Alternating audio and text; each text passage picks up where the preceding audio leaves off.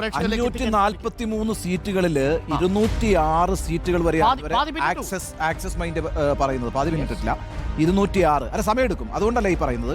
ഈ ആക്സസ് മൈൻഡിന്റെ ഒരു ഗുണം എന്താണെന്ന് വെച്ചാൽ അവർ ഓരോ സ്റ്റേറ്റും വെച്ച് കൃത്യമായി പറഞ്ഞു പോവുകയാണ്. ഏതാണ്ട് ഇലക്ഷൻ റിസൾട്ട് പറയുന്നത് പോലെ തന്നെയാണ് ആക്സസ് മൈൻഡ് അത് ചെയ്തുകൊണ്ടിരിക്കുന്നത്. അതെ, മറ്റത് ഒറ്റയടിക്ക് പറഞ്ഞ 5 ഏജൻസികൾ, ആ 5 ഏജൻസികളും നരേന്ദ്രമോദിക്ക് അനുകൂലമായിട്ടുള്ള തരംഗമുണ്ട് എന്ന സൂചനയാണ് നൽകുന്നത്. India Today My axis exit poll survey ഫലങ്ങൾ ഏറ്റവും ഒടുവിലത്തെ കണക്ക് പ്രകാരം 118 മുതൽ 135 സീറ്റുകൾ വരെ. പഞ്ചാബ് BJP 2, SAD 3, പിന്നെ കോൺഗ്രസ് 2, AAP 4.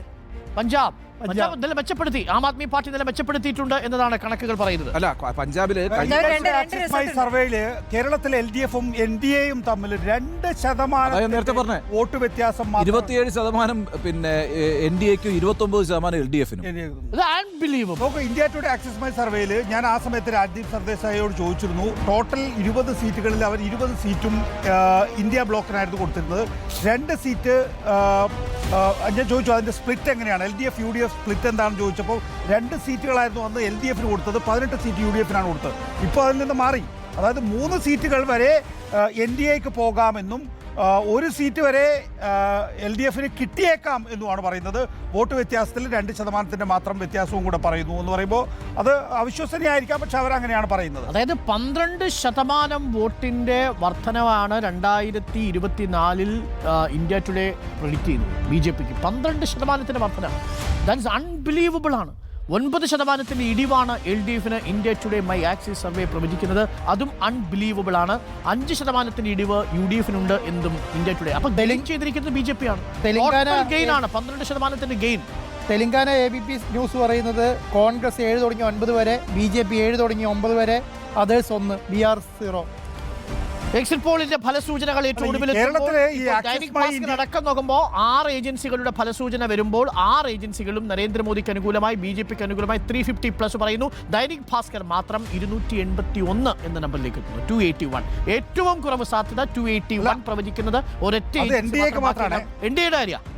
ഒരൊറ്റ ഏജൻസി മാത്രമാണ് NDAക്ക് കേവല ഭൂരിപക്ഷമായി 273 കടന്ന് 7 സീറ്റുകൾ മാത്രം കിട്ടുന്ന അവസ്ഥ വേണമെങ്കിൽ ഉണ്ടാകാം എന്ന് പറയും. കേരളത്തിൽ BJP അക്കൗണ്ട് തുറക്കില്ലെന്ന് പറയുന്നുണ്ട്. 0 മുതൽ 1 വരെ. അത് ആദ്യത്തെ ഏജൻസിയാണ്, ടൈംസ് നൗവിന്റെ ഏജൻസിയാണ്. ആദ്യം ടൈംസ് നൗ ഏജൻസി മാത്രമാണ് 0 മുതൽ 1 വരെ എന്ന് പറഞ്ഞിരിക്കുന്നത്. 0 മുതൽ 1 വരെ എന്ന് പറഞ്ഞാൽ അക്കൗണ്ട് തുറക്കില്ലെന്നുണ്ട്. അതായത് പരമാവധി 1 സീറ്റ് വരെ കിട്ടിയേക്കാം. അല്ല, BJP 1 സീറ്റെങ്കിലും നേടുകയാണെങ്കിൽ അത് LDFനോട് UDFനോട് മാത്രമല്ല, കേരളത്തിലെ മാധ്യമങ്ങളോട് മത്സരിച്ച് നേടുന്ന വിജയമാണ്. സ്വാഭാവികമായും മാധ്യമങ്ങളോട് മത്സരിക്കണം. 19 സീറ്റിൽ 1 സീറ്റിന് വേണ്ടിയാണല്ലോ മത്സരിച്ചുകൊണ്ടിരിക്കുന്നത്. അല്ല, 20-ൽ 1 കിട്ടിയാലും അതൊരു നേട്ടമായി അംഗീകരിക്കണം. കഴിഞ്ഞ തവണത്തേക്കാൾ 5% വർധനവ് BJP ഉണ്ടാക്കിയാൽ പോലും അത് വലിയ നേട്ടമാണ്. 17% നിന്ന് 20% കടന്നാൽ തന്നെ BJP അവരുടെ പൊളിറ്റിക്കൽ പ്രോജക്റ്റ് വിജയിപ്പിച്ചിരിക്കുന്നു എന്നാണ് അർത്ഥം. 20% കടക്കണം, പക്ഷേ അതിനുവേണ്ടി തൃശ്ശൂരും തിരുവനന്തപുരവും കൊണ്ട് മാത്രം 3% വർധനവ് ഉണ്ടാകുമോ എന്നാണ് ചോദ്യം. പക്ഷേ ഇന്ത്യ ടുഡേയുടേത് അവിശ്വസനീയമായ കണക്കാണ്. 12% വർധനവാണ് BJPയുടെ വോട്ട് വിഹിതത്തിലുള്ളത്. പരമാവധി 3 സീറ്റുകൾ വരെ കിട്ടാമെന്നുള്ളതും അത് യാഥാർത്ഥ്യബോധമുള്ള കണക്കാണോ എന്ന് ഈ ഘട്ടത്തിൽ നമുക്ക് സംശയിക്കേണ്ടി വരും. എങ്കിലും ഏറ്റവും ഒടുവിലുള്ള കണക്കുകൾ പ്രകാരം 6 സർവേ ഫലങ്ങൾ പുറത്തു വരുന്നതിൽ 5 സർവേ ഫലങ്ങളും NDA 350+ സീറ്റുകൾ നേടും എന്ന് പ്രവചിക്കുന്നു. ഒരു ഏജൻസി മാത്രം 281 വരെ പരമാവധി കുറയാമെന്ന്. ഈ തെരഞ്ഞെടുപ്പിന്റെ വിവിധ ഘട്ടങ്ങളിൽ നമ്മൾ മീറ്റ് ഡേറ്റേഴ്സിലൊക്കെ വിലയിരുത്തിയിട്ടുള്ളത് പോലെ ഝാർഖണ്ഡിൽ സീറ്റ് കുറയുന്നു, രാജസ്ഥാനിൽ സീറ്റ് പോകുന്നു, ബീഹാറിൽ സീറ്റ് പോകുന്നു, മഹാരാഷ്ട്രയിൽ സീറ്റ് പോകുന്നു എന്നുള്ളൊരു യാഥാർത്ഥ്യം നിലനിൽക്കുന്നുണ്ട്. അതായത് BJPയുടെ ഒരു തേരോട്ടമായിരുന്നല്ലോ കഴിഞ്ഞ തെരഞ്ഞെടുപ്പിൽ. 100% വിജയം വരിച്ച സ്ഥലങ്ങളാണ് ഇതെല്ലാം. ഞാൻ ഈ പറഞ്ഞതെല്ലാം ബീഹാർ ആണെങ്കിലും മഹാരാഷ്ട്ര ആണെങ്കിലും രാജസ്ഥാൻ ആണെങ്കിലും ജാർഖണ്ഡ് ആണെങ്കിലും ഒക്കെ 100% വിക്ടറി ആയിരുന്നു. അതെല്ലാം തന്നെ താഴത്തേക്ക് വന്നിട്ടുണ്ട്. There will be gain for India എന്നുള്ളതിനകത്ത് യാതൊരു സംശയവും. ഈ സർവേയിൽ കണ്ടെത്തുന്ന 2 കാര്യങ്ങൾ, ഒന്ന് BSPയും BRSും വാഷ് ഔട്ട് ആകുന്നു എന്നുള്ളതാണ്. 2 പാർട്ടികൾ, പ്രധാനപ്പെട്ട റീജിയണൽ പാർട്ടികൾ വാഷ് ഔട്ട് ആകുന്നു എന്നുള്ളതാണ്. ഇപ്പോൾ ഇന്ത്യ ന്യൂസ് ഡി ഡൈനാമിക്സ് പ്രകാരം NDA 371 സീറ്റുകൾ നേടും, ഇന്ത്യ 125 സീറ്റുകൾ നേടും, മറ്റുള്ളവർ 47. ജൻ കി ബാത്ത് NDA 362 മുതൽ 378 സീറ്റുകൾ വരെയും, ഇന്ത്യ 153 മുതൽ 169 സീറ്റുകൾ വരെയും, അതേഴ്സ് 21 മുതൽ 23 സീറ്റുകൾ വരെയും. റിപ്പബ്ലിക് ഭാരത് മാട്രിക്സ് പറയുന്നത് NDA 368ഉം ഇന്ത്യ 125ഉം അതേഴ്സ് 50 എന്നാണ്. NDTVയുടെ പോൾ ഓഫ് പോൾസ് ആവറേജ് എടുത്ത് NDTV വിലയിരുത്തുന്നത് NDAക്ക് 367 സീറ്റുകളും ഇന്ത്യക്ക് 143 സീറ്റുകളും അതേഴ്സിന് 33 സീറ്റുകളും എന്നുള്ളതാണ്. ന്യൂസ് സ്റ്റേഷൻ ഒഴിച്ച എല്ലാം 360 മുകളിലേക്കാണ്. 360 മുകളിലേക്ക് കൊണ്ടെത്തിച്ചിട്ടുണ്ട്. ആന്ധ്രാപ്രദേശ് അസംബ്ലി സീറ്റിന്റെ റിസൾട്ട് വന്നിട്ടുണ്ട് കേട്ടോ. ഓക്കെ, അത് YSRCP 45 തുടങ്ങി 60 വരെ, TDP 95 കേവല ഭൂരിപക്ഷം 110 വരെ, JSP 14 തുടങ്ങി 20 വരെ, BJP 2 തുടങ്ങി 5 വരെ. അല്ല, അപ്പൊ ഒറ്റ പാറ്റേണിലാണ്. അതായത് നിയമസഭാ തെരഞ്ഞെടുപ്പ്, ലോക്സഭാ തെരഞ്ഞെടുപ്പ് ഒറ്റ പാറ്റേൺ. അത് ആന്റി YSR വിധിയാണ്. നമുക്ക് രസകരമായ ഒരു കണക്ക് കൂടി പറയാം. കേരളത്തിൽ NDA എങ്ങനെയാണ് വോട്ട് വീതം വർദ്ധിപ്പിച്ചത് എന്ന് ഇന്ത്യ ടുഡേ പറയുന്നത് 23% ക്രിസ്ത്യൻ വോട്ട് ബാങ്കുകളിൽ അവരുടെ വളർച്ച. 11% വളർച്ച, 23% ക്രിസ്ത്യൻ വോട്ടർമാരും NDA പ്രിഫർ ചെയ്തിരിക്കുന്നു എന്നുള്ളതാണ്. After Manipur, definitely after Manipur. തൃശ്ശൂരിൽ വലിയ ഇൻടേക്ക് ഉണ്ടാക്കിയിരിക്കുന്നു, തിരുവനന്തപുരത്ത് അങ്ങനെയാണെങ്കിൽ ഇൻടേക്ക് ഉണ്ടാക്കിയിരുന്നു. 11% വർധനവ് ക്രിസ്ത്യൻ വോട്ട് ബാങ്കിൽ NDA ഉണ്ടാക്കിയിട്ടുണ്ട് എന്നുള്ളതാണ്. That's very important. അത് മുസ്ലിം പ്രീണനം എന്ന LDF-നെതിരായ ആ ഒരു ആരോപണം അത് അവിടെ ഫലം ചെയ്തിരിക്കുന്നു. മാത്രമല്ല ഒരു കണക്ക് കൂടിയുണ്ട്, that's also interesting. Muslim vote ബാങ്കിൽ 33% LDFന്റെ വോട്ട് ബാങ്ക് ചുരുങ്ങിയിരുന്നു. കഴിഞ്ഞ തവണത്തേക്കാൾ 1% കുറഞ്ഞിരിക്കുന്നു എന്നുള്ളതാണ്. എന്ന് പറഞ്ഞാൽ മുസ്ലിം വോട്ടിനെ ഒപ്പം നിർത്താൻ LDFന് സാധിച്ചിട്ടുമില്ല. ക്രിസ്ത്യൻ വോട്ട് ബാങ്കിൽ NDA കടന്നു കയറുകയും ചെയ്തു. അല്ല, ഇവിടുത്തെ ഒരു പ്രശ്നം എന്താ അറിയോ, UDF വിടാൻ കേരള കോൺഗ്രസിന് മുകളിലുള്ള സമ്മർദ്ദം എന്തായിരുന്നു? UDF എപ്പോഴും മുസ്ലിം ലീഗിന്റെ നിയന്ത്രണത്തിലാണ് എന്നുള്ളത് തന്നെയായിരുന്നു. അപ്പോൾ ആ സ്ഥലത്ത് നിന്ന് നേരെ LDFലേക്ക് കേരള കോൺഗ്രസ് എത്തുമ്പോൾ LDFും മുസ്ലിം പ്രീണനം തന്നെയാണ് എടുക്കുന്നത് എങ്കിൽ ഇസ്രായേൽ ഒരു പ്രശ്നമായിരുന്നല്ലോ. നമ്മൾ എന്തൊക്കെ പറഞ്ഞാലും പാലസ്തീൻ യുദ്ധത്തിൻ്റെ ഒരു മറുവശമുണ്ട്. പാലസ്തീൻ്റെ പേരിൽ നമ്മൾ വടക്കൻ കേരളത്തിൽ വലിയ സെമിനാറുകൾ സംഘടിപ്പിക്കുമ്പോൾ മധ്യ തിരുവിതാംകൂറിലുമുള്ള ക്രിസ്ത്യൻ ബെൽറ്റിൽ എന്താണ് സംഭവിച്ചുകൊണ്ടിരിക്കുന്നത്? ഇസ്രായേലിന് അനുകൂലമായൊരു വികാരമുണ്ട്. ആ വികാരം ആർക്ക് ഗുണകരമാകുന്നു എന്നുള്ളൊരു പ്രശ്നമുണ്ട്. ഇത് ആദ്യഘട്ടം മുതൽ കോൺഗ്രസിനെ അലട്ടുന്ന വിഷയമാണ്. എന്തുകൊണ്ടാണ് പാലസ്തീനൊക്കെ BJPയുടെ തൃശ്ശൂർ സീറ്റിനെ ഇത് കറക്റ്റായിട്ട് ബാധിക്കുന്ന ഒരു കാര്യമാണ്.